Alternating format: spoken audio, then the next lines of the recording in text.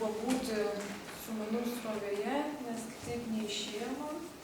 Ta prasme, kad kaip kūryba, kuriantiem žmonėm dažnai yra svarbiau pagal visokius ir tyrimus ir viską pats tas kūrimo procesas negu produktas.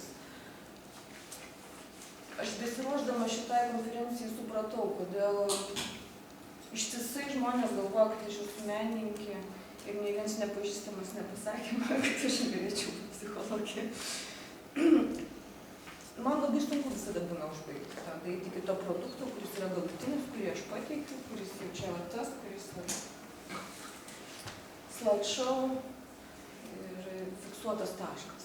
Ir šiuo kartu ruošiantis buvo labai įdomu eiti giliau ir giliau, toliau, žiūrėti, ką apie tai rašo ir galvoja skirtingi žmonės, lampinėti su šunim ir galvoti, kaip man yra, bet sunku yra tuos taškus suvedinėti.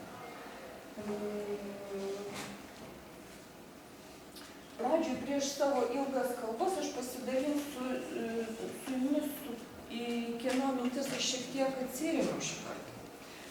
Tai vieną užrašau, vardą galiu pasakyti, bet pavardės nepajėgsiu. Ir nei vienas draugas, kolega, kuris man perdavinė šitą žmogų, sakydavo paprastai ieškok flow ir su to susijusių knygų.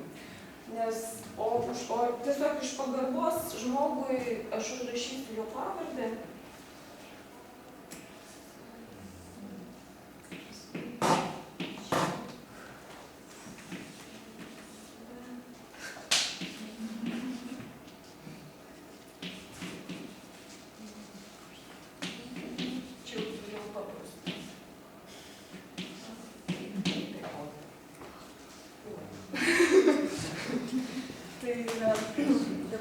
Dabartiniais laikais tai yra amerikiečių mokslininkas, jisai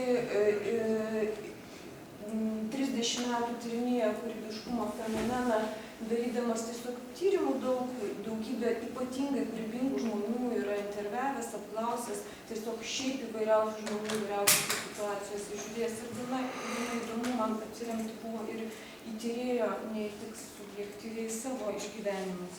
Kitas žmogus, kuris man daro įspūdį labai, tai ką jisai palikęs po savęs, tai ne psichologas, yra brazilas Paulo Freire, kur savo tuo revoliucingų žingsnių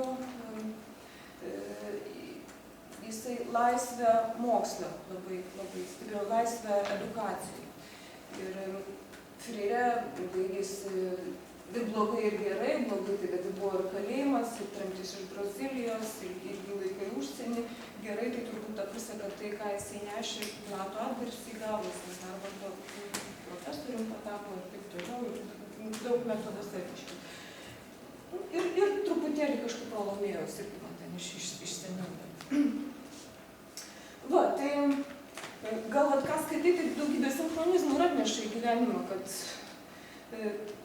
pagrindinė kažkokia man ta žinia yra, kad kūryba vis dėlto neatsiranda tada, kai nėra paprasta. Ne tada, kai iš taško A į tašką B, bet tada, kai tenai kažkas randasi ir reikia ieškoti to taško C ir pajudėti kažkaip naujai. Kai tiesiog paprasta, tai mes turim tą srovės, tos pačios srovės išgyvenimą, bet kai nereikia kurti, jinai tiesiog mums kartais nutinka. Tokie pikiniai patyrimai, humanisto aprašyti ir taip toliau, bet štai srovė savo srovena, viskas gerai, savo aš čia laiminga lakstau.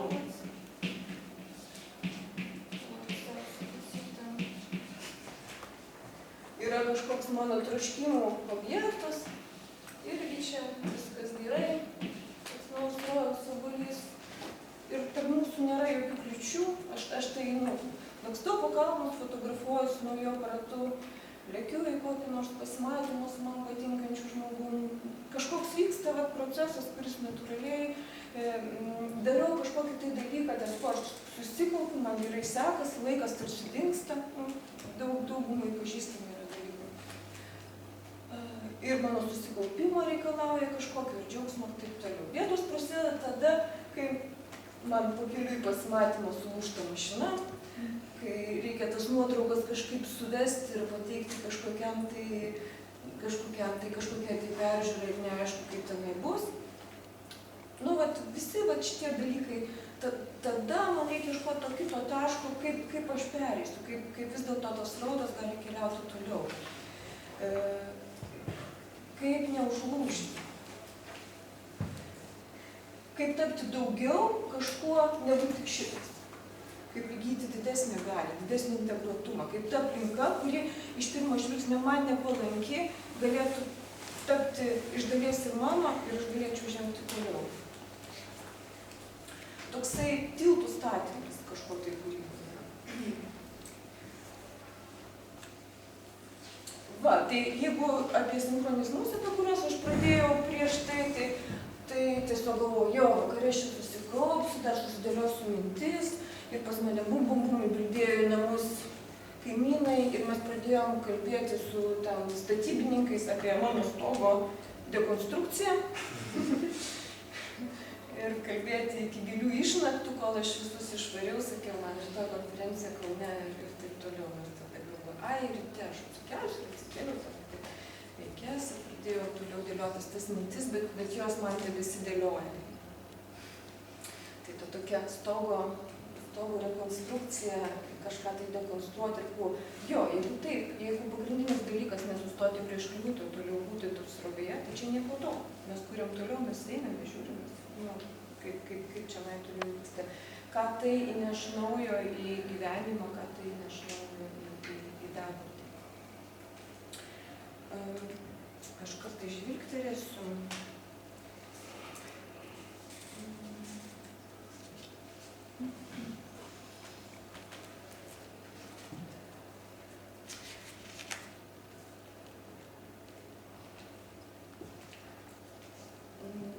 Dar apie tiesiog srauto ir kūrybos patyrimą.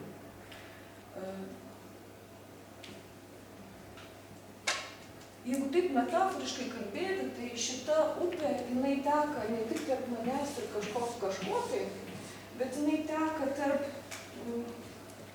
krantų. Ir tie krantai yra žmogaus sritis, kur jinai nebegali suprasti. Tai viena yra tenai, kur yra jau nuobodu. Čia šiokių tokių sąskambių man kai kur ir net labai stipriai buvo su to, ką Rimas kalbėjo. Nuobodu, labai saugu, labai pažįstama, dariau tai 100 kartų. Tai kartojasi, tai nuobodulio zona. Mano įgūdžiai arba mūsų visuomenės įgūdžiai senai prašoko tą ribą, kur čia reikia kažką kurti, mąstyti, susikaupti, būti, tai labai gerai pažįstama. Kitas krantas yra man per toli arba per sunku. Kažkas nepasiekiamai aukštai. Tai yra krantas, jeigu taip per pozityvą bandyti sakyti, tai gali būti, nežinau, per aukštai. Bet dažniausiai, kas su žmogum atsitinka, kai jisai susiduria su veiksmais, kurie pareikalauja iš jo per daug kūrybos, tai kiek mano patirtis sako dirbant su žmonėm, tai dažniausiai yra baimė.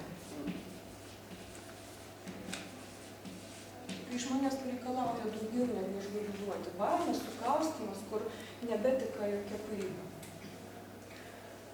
Ir net, aišku, nereikia papildomai komentuoti, kad ir vienas krantas ir kitas yra absoliučiai subjektyvus. Čia aš sukuriu tą ypatingą aukštį, vertindamas save, kaip absoliučiai, didelė dalingai subjektyvus.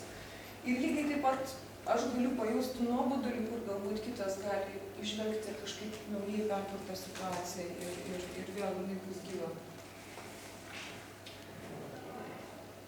Labai tokie subjektyvūs du krantai.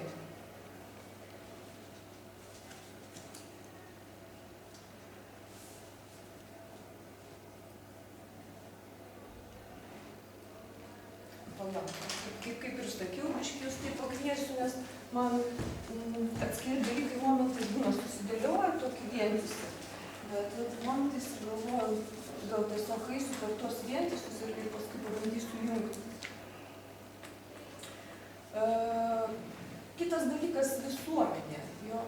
Nes kaip žmoguje yra, taip ir visuomenėje yra tos tarsi dvi kryptis, apie kurias nemažai Rimas kalbėjo, aš jas kaip šiek tiek kitaip įsivardinau. Tai yra viena noras kažko tai naujo, nepatirto, sukurti kažką, padaryti, išbandyti, šokti tenai, kur aukštai, kur rizikinga. Ir mes skirtingai ją turim savyje. Ir kūrybingi žmonės paprastai jos turi labai daug. To tokio noro kažko dar, kažko kitokio, kažką, tos drąsos eiti į nežinią. Kitas dalykas yra saugumas. Lygiai taip pat visuomenė, lygiai taip pat kiekvienas žmogus turi tam tikrą poreikį saugumą. Ir visuomenė skirtingai savo vystymosi etapus ir žmogus tą saugumo poreikį turi skirtingai.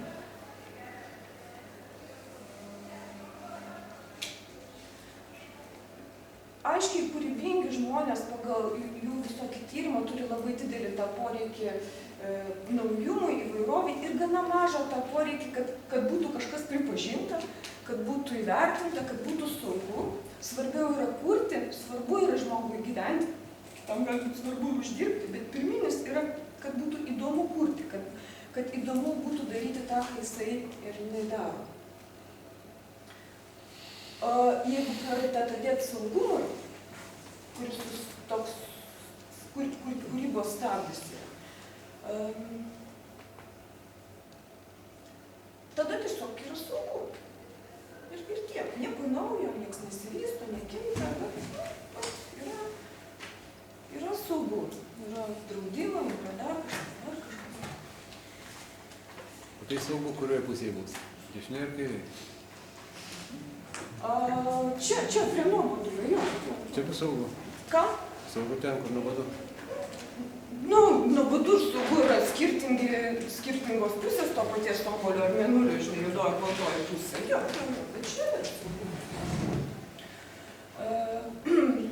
Man patiko tas ir jo, tada ir iš čia kažkaip tas matos tas menininko nepraktiškumas, nes tu negali vienu metu būti ir labai rizikuojantis, toli einantis, staiga lipantis kažkur į kalnus, nebūtinai menininkų, mokslininko, darantis kažkokią nepraktišką veiklą, kuriantis ir užsigarantuojantis visą saugumą. Tai man graži pasirodė mintis, kad visuomenė tiek jinai gali būti tokia besivystanti, gyva ir auganti, kiek jinai geba rūpintis tai žmonėm, kurie kūrė. Kiek jinai geba toleruoti pamišėlius, menininkus, mokslininkus, sudaryti jiems. Nes šitam veiksmui reikia tam tikro tokio atšaukimo, tam tikro, kaip sakant, nepraktiškumo ar kažko. Jo, ir ta prasme yra dabar tokio sąstingio, nes mes gyvenam labai praktiškais laikais ir mano būtų tėvai mokslininkai, jie mokslo akademijoje dirbo ir užsiminėjo grynuoju mokslu. Dabar tai jie būtų pensininkai. Bet užsiminėjo grynuoju mokslu, kuris tokio labai ten pritaikymo ar neturi. Sėdėdavo tėvas per naktis laboratorijose ir ten vienu inžinierijos spagą tai 4 tenai kažkaip ten dusino. Aš net iki galo ir iki šiol nesuprantu ten visų tų niuansų. Tai va. Tai dabar tie institutai byra, išlieka tos sritis ir sektoriai, kurie gauna finansavimą, kokių nors praktiškiam, pritaikomiem tyrimam. Ir ten grynuoju mokslu, nieks nebeužsiema, valstybė nefinansuoja, gyvena iš projektų ir dalį laiko užsiema to, žmonės ten tada dirbantis, kad medžioja kokius nors iš vakarų projektus, kurie galėtų jiems padėti išgyventi. Toks, tai šitas laikas turi tą tokią momentą, kai mes labai rūpinamės pritaikymu, saugumu ir kas iš to išeis ir kai labai svarbu yra įvertinimas. Tos išorinės laisvės didelis tai buvimas, o paradoksaliai vidinės. Nežinau, gal kiek mene kitaip. Aš tai aiškiai taip girdžiu, matau grynajame moksle. Va. Ne, galbūt kitaip, jeigu pripažinimas tikras po žmogų. Tai kažkaip.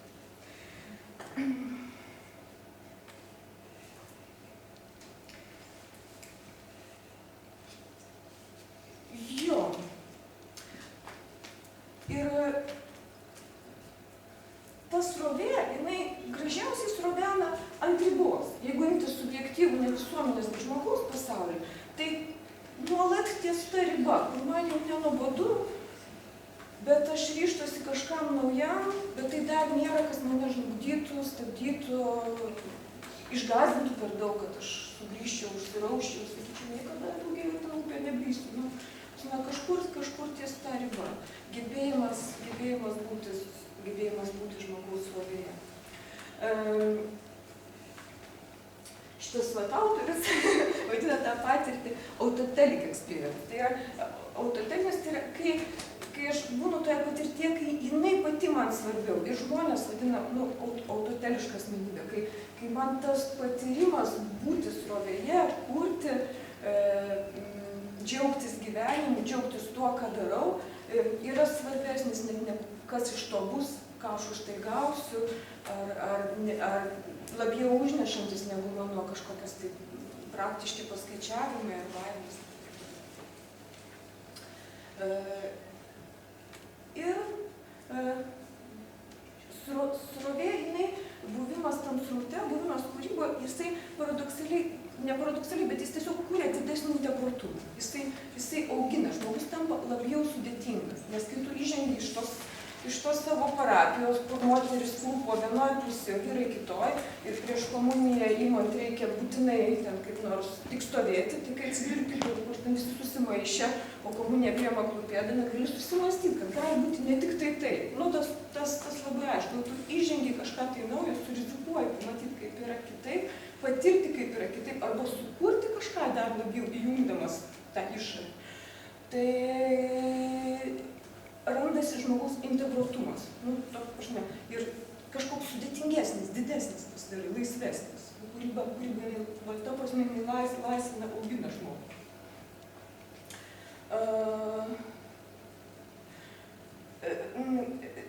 Čia gražus yra, tai keli dalykai. Kodėl tas susitikimas, tai iš Nėjaus man tas gražus yra dalykas, kad kūryba, jinai visada yra žmogaus susitikimas su pasauliu.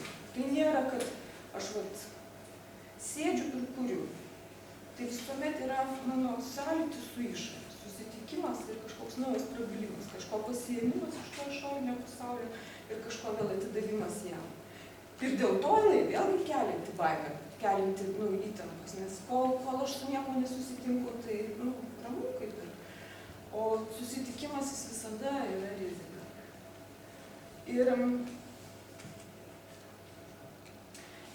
Ir integruotumas, čia jau apie tą revoliucionizmą. Nes integruotumas ir kūryba labai smarkiai skiriasi nuo adaptacijos. Čia maždaug tai, už ką Freire buvo tremtas iš gimtosios Brazilijos. Nes kada tu adaptuojasi, tai tiesiog prisitaikai prie to, kas yra ir tiek. Prisitaikai. O kūryba, jinai yra susijusi su kritiniu mąstymu, su tuo, kad aš ne šiaip aklai ateinu ir čia būnu, bet aš iš tikrųjų susitinku. O kad aš iš tikrųjų susitinku, tai aš turiu pasižiūrėti tai, su kuo aš susitinku. Realiai įvertinti kritiškai ir pasakyti, tai man patinka, o tai man nepatinka, o tai aš perdarysiu, o čia nesąmonė.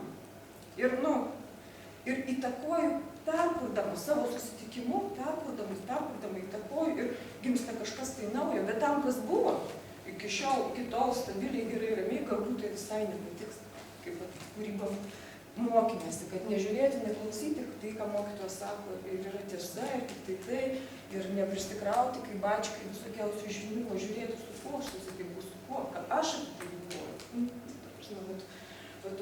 Ir tada auga žmogaus integruotumas, jis neprisitaiko, bet jisai auga perkeisdamas aplinką. Man patiko ta metafora, kad kažkada galbūt kokios nors mažos dalelės mūsų žemėje nusprendė, kad nereikalinga saulės šviesa, saulės buvimo šalutinis produktas gali būti kam nors panaudojama.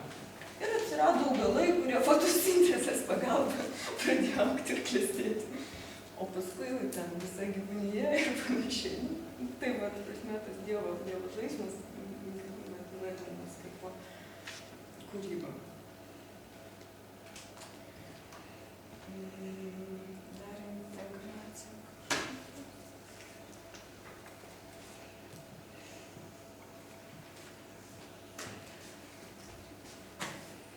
Man atrodo, kad aš gal per esminius kažkokius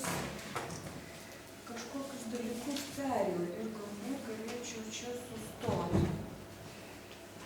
Ginti, jūs čia kalbate apie srovę, kuri neša žmogų, ar, sakysim, jo kūrybiškumą ir panašiai, ar apie tą srovę, kurią jis pats kūrė iš vidaus, kad jį neštų. Nu, čia du skirtingi dalykai, manau. Nes paprastai dabar mūsų visuomenė, sakysim, tiesiog visi plaukia pasroviui ir viskas. Taip galima sakyti. Jo.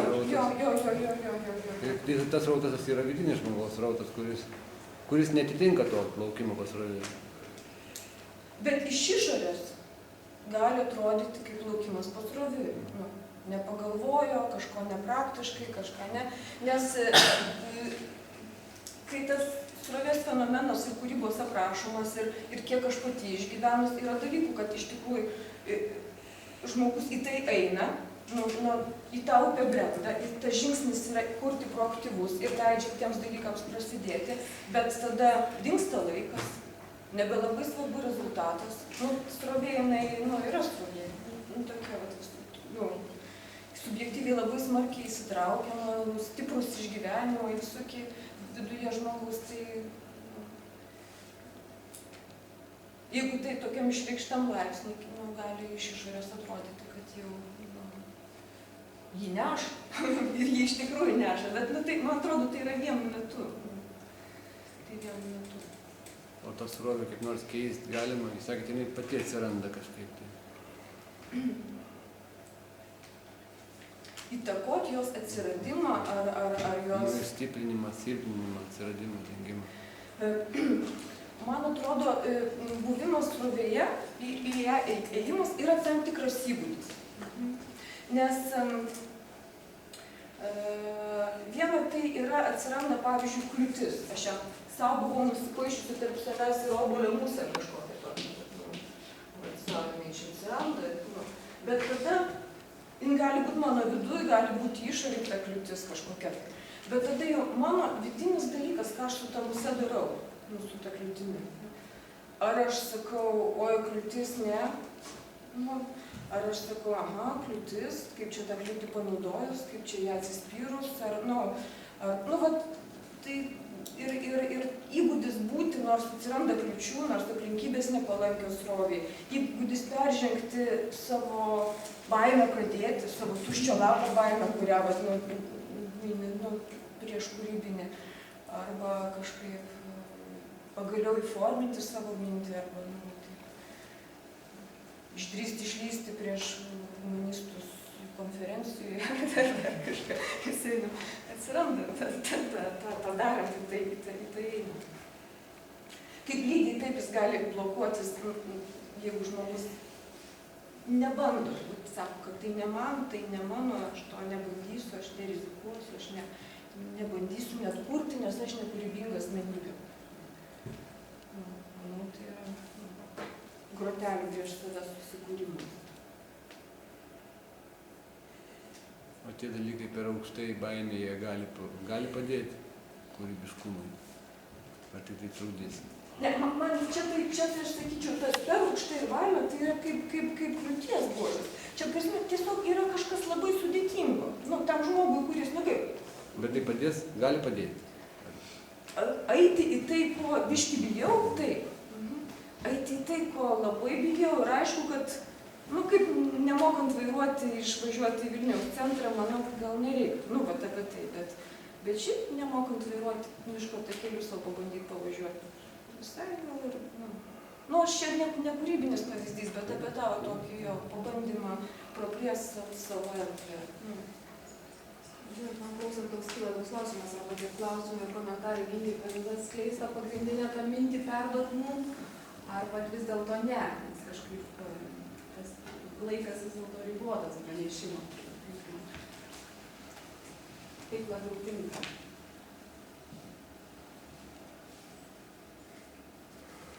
Taip, jeigu yra dar klausimų kažkokių... Prašau, pradžioje minėjote ir man labai sudomino apie save, sakėt, kad jūs nelaiko žmonės kaip psichologijos, kaip ar menininkai, kažkaip pradžioje minėjote. Norėčiau sužinoti, kodėl.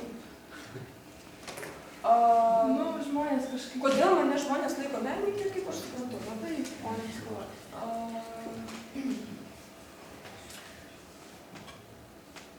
Tai man, kai skaičiau, tai paprastai dėlios, aš savo taip šyptelėjau, jo, iš tikrųjų, aš labai dažnai vėluoju, man labai dažnai dingsta laikas. Aš labai dažnai būnu kažkokiuose vidinėse procesuose susikaupus, kurių būriu. Man sunku yra užbaigti. Aš beveik nedarau dalykų dėl to, kad apsimoka. Nu, bet kažkokie va tokie yra dalykai, kurie va tam tipažai menininko, jie, nu, yra tipiški, kūrėjo tipažai.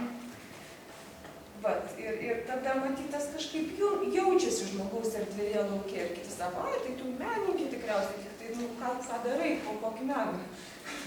O apie psichologus galvoju, tai tokie protingi dėdės ir tetos, kurie sėdi ir viską žino, ir taškas. Nu, tai čia jau mitai, aišku, yra, bet ir vienas ir kitas mitas. Tai aš manau, tai nes čia tas toksai, va, tokia buvimas rūpte. Bet sakykit, ar galima pavadinti va tą srovę kūrybos džiaugsmu? Tai tiesiog yra kūrybos džiaugsmas. Ir ar galima tai sutapatinti su procesu, su būsena? Ta srovė, ar tai teisingai suprasta? Taip, nes tai yra būsena, kuri, nu, kuri teikia džiaugsmą, kuri kažkaip savaime yra apdovanojama. Ir tai nebūtinai būtent kūrybos, tai gali būti mokslininkas užmiršęs laikas, eigantis laboratorijai, tai gali psichologas besiruošiantis seminarijai, ten kažkaip ir galvojantis, kaip jis vyks, bet nu, tai yra, kada jis ir pats tas procesas jis apdovanoja žmogų. Ar galima tai teikti, kad tai yra tam tikro transo būsena? Na, gal ir stipru.